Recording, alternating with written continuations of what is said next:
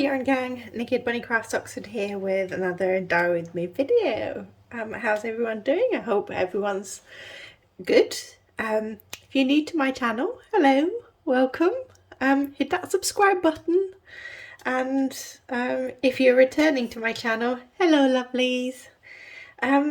This is going to be a nice quick little video. I've been playing with sort of two colour yarns recently for my for both my November and December yarn clubs. I kind of wanted the 2 months to be complementary and to be able to go into a project together if people wanted to use them that way. This is going to end up being too hot already. And so I wanted to continue doing that with a combination of colours that I've not really played with very much, and I think we'll go together, but I'm not sure. So this is another exciting bit for me, is we'll find out whether this colour combination goes well together. So we're playing with the liquid dyes, so that's fun. I've got my gloves on and we're just going to get on with it. So in here I have 1 gram of Jacquard's Spruce, which is a very, very pigmented green, and I've dissolved it in about 400 milliliters of water. Just over, no, bang on 400. And then similarly here, I know this looks really brown, but this is actually Dama's Cabernet, which changes either because of the heat or the citric acid. I'm not sure. I think it's the heat that makes it gold, the beautiful reddish colour. So again, 1 gram dissolved in about 400 milliliters of water. And then in here we have 200 grams of sock yarn. I believe it is my MCN base. Yes, it is. So that's 80% merino, 10% cashmere, 10% nylon, and there's 2 little minis as well. And the minis are actually 80-10, 80-20 merino nylon. So I'm just going to get going with this. I'm going to be using my hands, and I'm just going to grab the dye and then just start pouring to about halfway, and then just working it through. There is a teaspoon of citric acid in here already. I'm just going to pour a bit around the edges because that gets forgotten. And try and get tendrils to come down. Just moving it around. Oh, sorry for my hob making noise. So I've got a bit of that. I'm just gonna do a little bit more.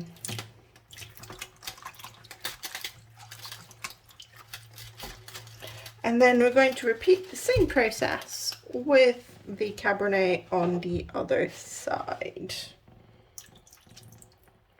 As I said, it comes through really brown, but you can see it change colour really quickly. You can see the colour changing where the yarn is the warmest, and I can feel that that's where the yarn is the warmest through the gloves. And I think, in terms of colour, we have a winner. So I'm just going to keep moving this around. Cabernet is a beautiful sort of, I'm just going to put a bit more. I think I'm going to end up needing a bit more of this just to get more depth. I'm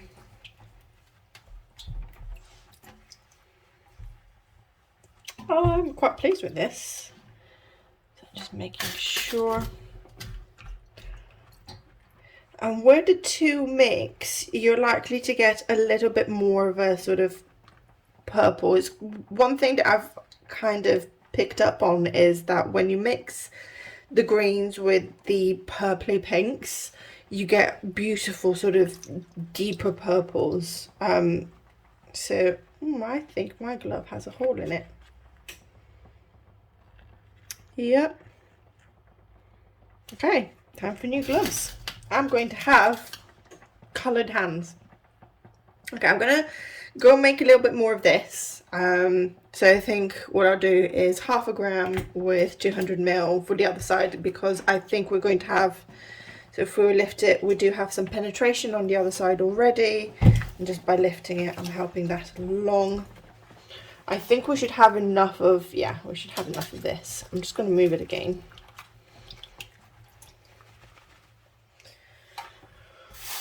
There we go.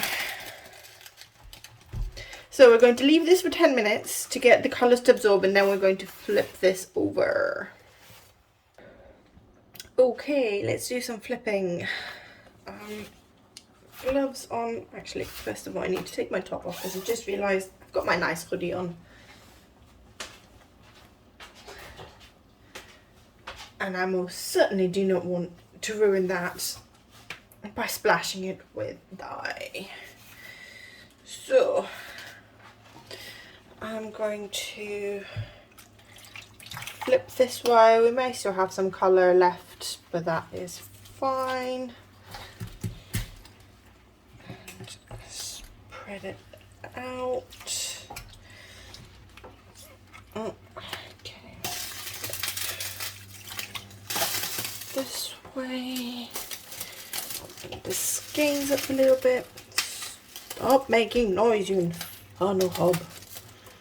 Okay. So let's start with this, because I don't think I'm going to need as much of this. I'm going to do it this way, and then just spread it out. We want some tonality. Well, we don't want some tonality. We want quite a lot of tonality, really. I'm just going to do that because I want it to overlap. Okay. And with this particular colour, with the Cabernet, it bleeds. Oh my god, does it bleed. It needs a lot of citric acid to absorb. It needs quite a long setting period. At least that's what I found. So once we've done this, I'm going to add another whole tablespoon of citric acid over this, because greens tend to bleed as well. And then what I'm going to do is leave it for about 40 minutes to just do its thing. So I'm just going to pour all of this in here. With the Cabernet, I can hold it back for another dye. This is fine. Again, just sort of working it through.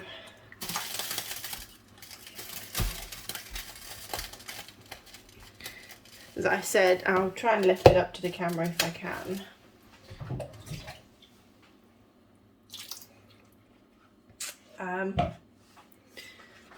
In these areas where we have a mix, we have a beautiful, beautiful deep purple forming, and I absolutely love it. So I think one thing that I'm going to do, as well as another video, is actually layer these colours on top of each other. So dye the yarn one colour and then dye it the next colour and see how that plays. Righty-ho. So we are I'm going to have some lovely light pinks still going through. Might just bit cheeky, just do that.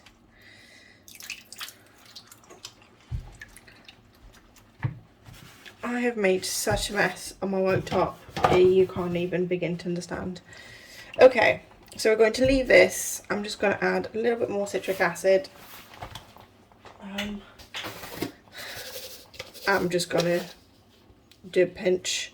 So I'm going to focus most of it here.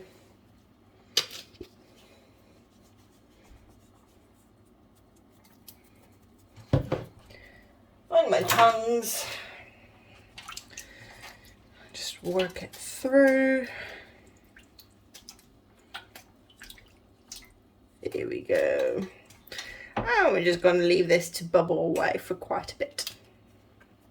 And you get to see this nice and dry. If there's any bleeding, when I wash this, I will report it when you see it dry. But fingers crossed, there won't be any. And I will see you later. Hello everyone, we have our yarn and I'm so in love with this. I have 6 or 7 different, I haven't counted them. I think at the moment we're at 6, but I also have a 7th one in my head, of this half and half yarns. Oh, this is so soft. I know I say this every time, but oh, I think this is the, what is this? This is the DK, which is the merino cashmere nylon DK. It is so soft. So you can see when it twists up, it looks really pretty. You can see the teal and the cabernet, which is coming out a bit mauve in the video, but it is just this beautiful cabernet. Or do we use plum dandy? I don't remember. I think this is cabernet. Plum dandy is more purple than this.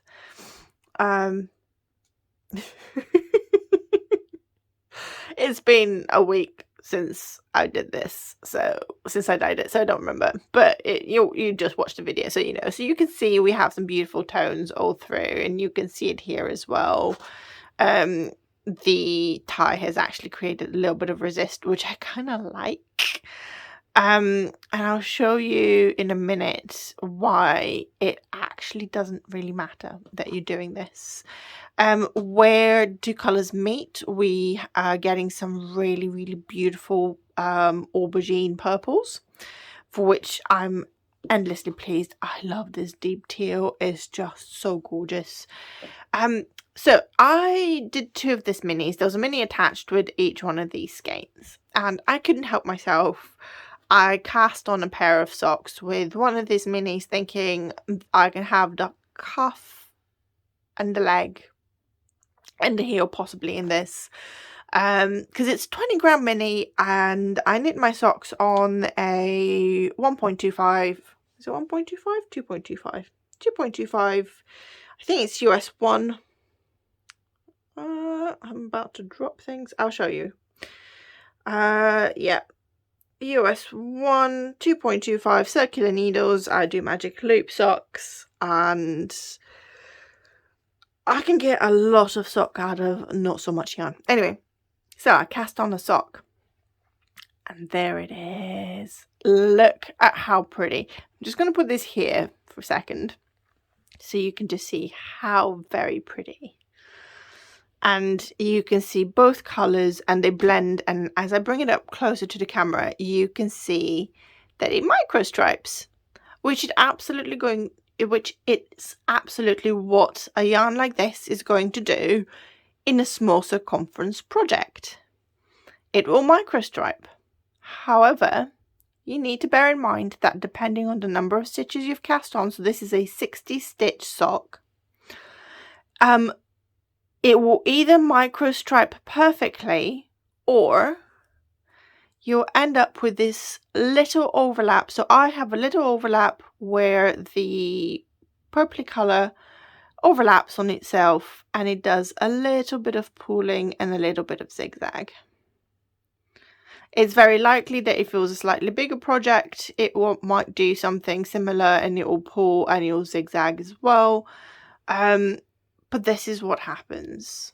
So when you see a yarn that is half and half like this, you are likely for small projects to get micro striping, and for bigger projects, and I'll show you what I mean, you could get pooling.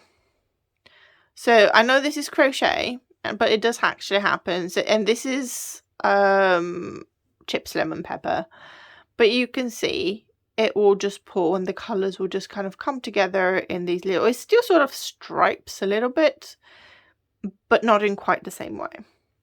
I have a hat that I knit in this colorway, and it did literally just zigzag. There was like just pools of this thing that just kept moving around of all of the colors, and it was really pretty. I don't often I do have a big project with a yarn like this. Hold your horses, and we'll be right back. Okay, so some of you would have seen this before because I have shown it in other videos.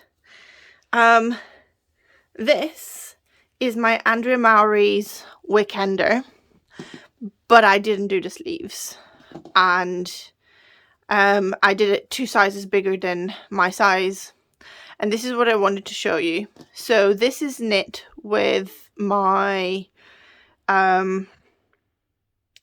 Williams Formula F1 colorway, which is 1/2 white and 1/2 blue with a tiny bit of yellow. Literally the strip of yellow in the middle is like this. I don't actually have a skein of it right now, but it is divided in a similar way as this. So you can see, even on a big project, I got a lot of micro striping. And I'll turn this inside out. So the Andrea Mowry's Weekender, and this is the Weekender Light. I will link both of them in the video below. They're lovely jumpers. They should really be knit in a single color. I don't know whether I like this. It looks all right with jeans and black leggings, but I'll turn it inside out. It's worn with the garter a bit out. I've got some tension issues here. I had tension issues everywhere with this knit. And you have this thing, but anyway, so I wanted to show you the stocking knit. You can see I have a lot of micro striping with the white and the blue and the yellow sort of here and there. The bottom is knit flat and the top is knit flat, and you can tell that. So you can tell that, oh, I'm getting tangled. You can tell that the border, I can't remember what this is called, is knit flat because the pulling is different. It's not micro striping in the same way because you're going round and round and round. You're going backwards and forwards, so the yarn has less area before it goes back on top of itself. And you can see that here because it has pulled. And I love this bit, and I wish all of it looked like this. If all of it looked like this, I would have been much, much happier. And then you can see that with this here, you can see the white pulling over here. You can see the blue pulling over here. And then you can see in the middle where I've just gone round and round and round, it has micro striped. It started off as pulling, but I'll tell you what the difference is between this little bit of pulling and this. It is the needle size. So this is knit on a different needle size than the rest of this, and I forgot to change the needle size for the first 5 rows of going into the round, and then as soon as I changed the needle size, my gauge changed, and you can probably even tell that these are much tighter stitches than the ones that follow them. This was one of the very first garments I ever knit, and it is an absolute hot mess, but it's actually really, really comfortable, and I do like to wear it around the house. I wear it on my walks when it's sort of spring, autumn, and I liked it. I just literally did little short sleeves. But yeah, you can see even here at the top, just the way that it pulls, very, very different. So this is my little foray into this is how yarns knit up. Oh, knocking the camera over. The reason why I am showing you this is because it is really easy as a yarn dyer for me to go like, oh, look at this pretty yarn, look at this pretty skein, and sell this to you, and you will buy it and you won't necessarily know what project to use it in because you don't always know what this translates into, because this is how the skeins come. And this is one of the reasons as well where we will try and not reskein the skeins that we sell. We will sell them as dyed unless they are purposefully dyed to self-stripe. Self-striping skeins tend to be 6, 7, 8, 9 feet long achieve that self-striping. So they have to be reskeined into these sort of 2 feet. I think they're like 2 feet or something. Some of them are 1 foot, some of them are 2 feet. I'm not sure. I don't do feet. I do meters. Feet is just feet in yards and things are weird.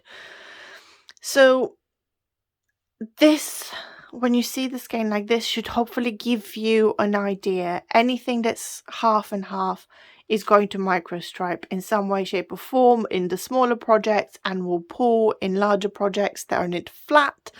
It may microstripe in larger projects knit in the round, but it's likely to pull in medium-sized projects knit in the round.